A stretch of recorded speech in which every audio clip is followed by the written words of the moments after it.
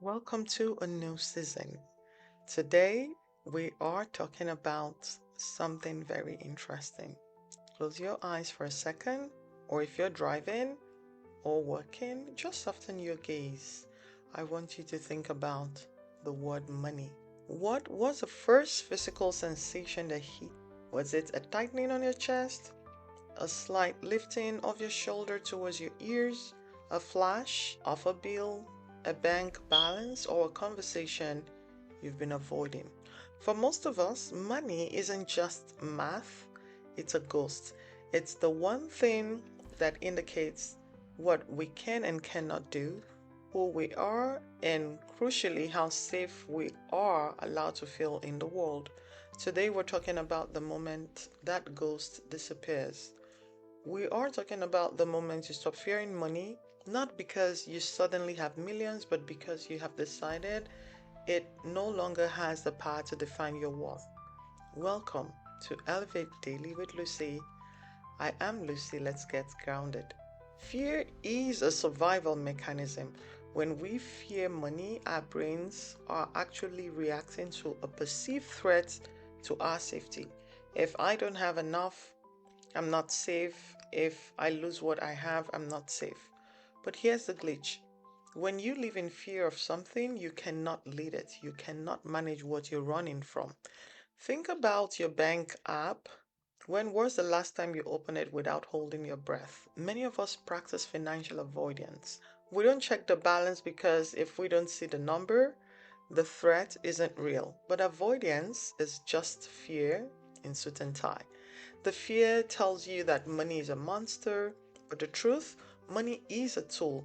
It is neutral, it is energy, it has no opinion of you.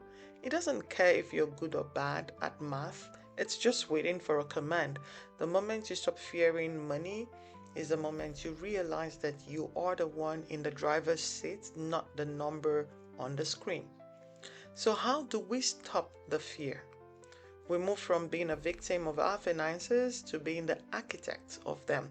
Transformation doesn't happen when the bank account changes, it happens when the identity changes. When you stop fearing money, you stop saying, I can't afford that, and you start saying, that isn't a priority for my resources right now. Do you feel the difference? One is a cage, the other is a choice.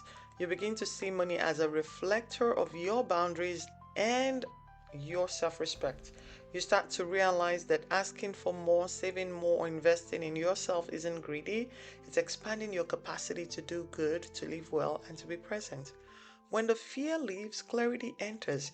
You stop looking at the gap between where you are and where you want to be, and you start looking at the bridge. And you realize you're the one who has to build it brick by brick, intention by intention. I told you this podcast is about practical shift. We don't just think, we do. Today, your one small action is a 5-minute date. I want you to sit down today, not someday, and spend 5 minutes with your money. Open the app, look at the numbers, don't judge them, don't narrate a story about how bad they are, just look at them. Say to yourself, this is where I am, this is just data, I'm safe, and I'm capable of changing this. By looking at it, you take away its power to haunt you. You're shining a light into the dark corner. The more you look, the less you fear. The less you fear, the more you can build. You are not your debt. No, you're not.